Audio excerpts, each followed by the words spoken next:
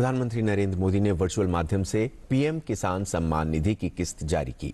उन्होंने बटन दबाकर 9 करोड़ से अधिक किसानों के बैंक खातों में 18,000 करोड़ रुपए की राशि अंतरित की। इस अवसर पर प्रधानमंत्री ने 6 राज्यों के लाभार्थी किसानों से बातचीत भी की।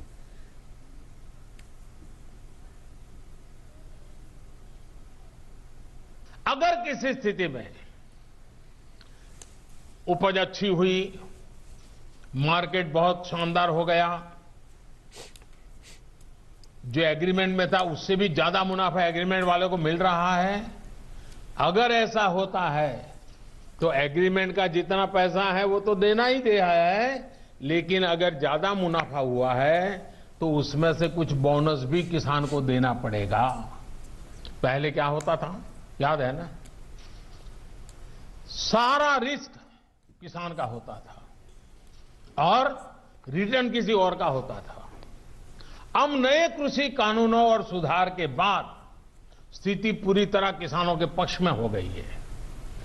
अब सारा रिस्क एग्रीमेंट करने वाले व्यक्ति या कंपनी का होगा और रिटर्न किसान का होगा। पीएम मोदी किसानों के कंधे पर रखकर बंदूक चलाने वाले विपक्षी दलों पर जमकर बरसे। उन्होंने कहा, किसानों के नाम पर बड़े बड़े आंसू बहाने वालों ने अपने शासनकाल में किसानों के लिए कुछ नहीं किया। लोकतंत्र के किसी पैमाने को, किसी पैरामीटर को मानने को तैयार नहीं है। इन्हें सिर्फ अपना लाभ, अपना स्वार्थ नजर आ रहा है। ये लोग राजनीतिक मैदान में खुद के जिंदा रहने की जड़ी बूटी खोज रहे हैं, लेकिन देश का किसान उनको पहचान गया है। अब देश का किसान उनको ये जड़ी बूटी कभी देने वाला नहीं। प्रधानमंत्री ने बंगाल में पीएम किसान योजना ना लागू होने पर ममता बनर्जी पर भी निशाना साधा।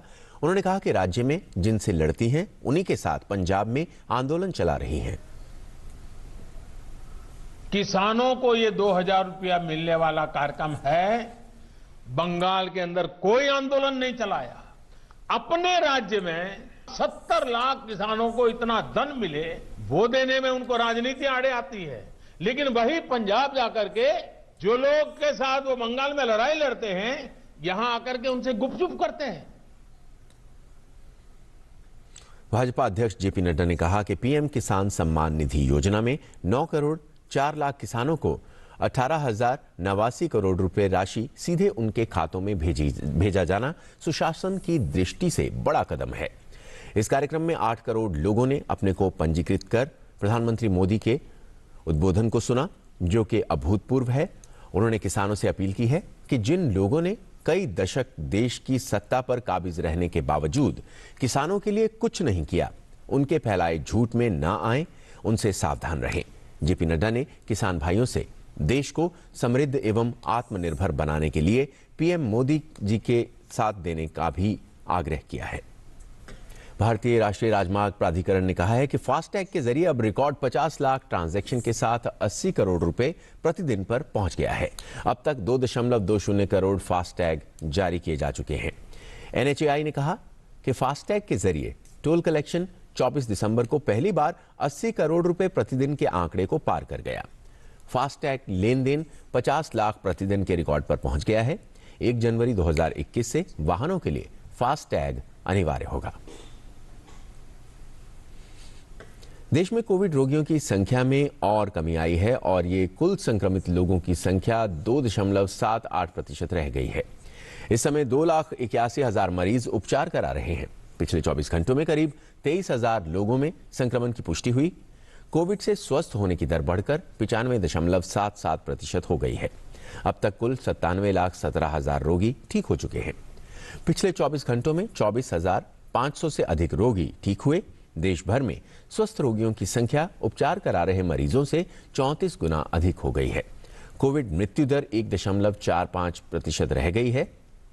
पिछले 24 घंटों में 336 रोगियों की मृत्यु हुई।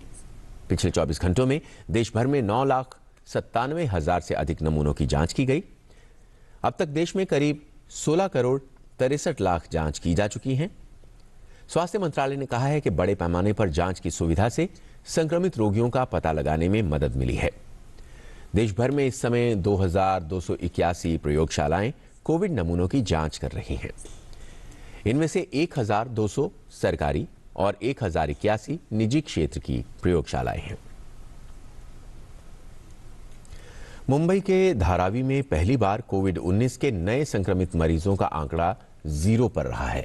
ऐसा पहली बार है जब 25 दिसंबर को धारावी इलाके में एक भी कोरोना का केस नहीं मिला। गौरतलब है कि 1 अप्रैल को धारावी में कोरोना का पहला मामला सामने आया था। धारावी में कोरोना मरीजों की कुल संख्या 3788 तक पहुंच गई। फिलहाल इसमें से सिर्फ 12 एक्टिव केस हैं, जिनमें से 8 लोग होम क्वारंटाइन हैं, जबकि 4 लोगों को अस्पताल में भर्ती कराया गया है। वहीं दुनिया भर में कोरोना संक्रमण के मामले 8 करोड़ 1 लाख से ज्यादा हो गए हैं। इस संक्रमण से अब तक 17,56,000 से ज्यादा लोगों की मौत हो चुकी है। हालांकि इलाज के बाद विश्व में 5 करोड़ 64 लाख से अधिक लोग स्वस्थ भी हो गए हैं। कोरोना से सबसे अधिक प्रभावित देशों में अमेरिका सबसे आगे है। अमेरिका में कोरोना संक्रमण के कुल मामलों की संख्या 1 करोड़ 92 लाख को पार कर चुकी है। अमेरिका में कोरोना के कारण मरने वालों का आंकड़ा 3,38,000 के पार हो गया है। ब्राजील में भी कोरोना संक्रमण के मामले 74,48,000 से ज्यादा हो गए हैं। वहीं फ्रांस में कोरोना से कुल 25,47,000 लोग संक्रमित हो चुके हैं।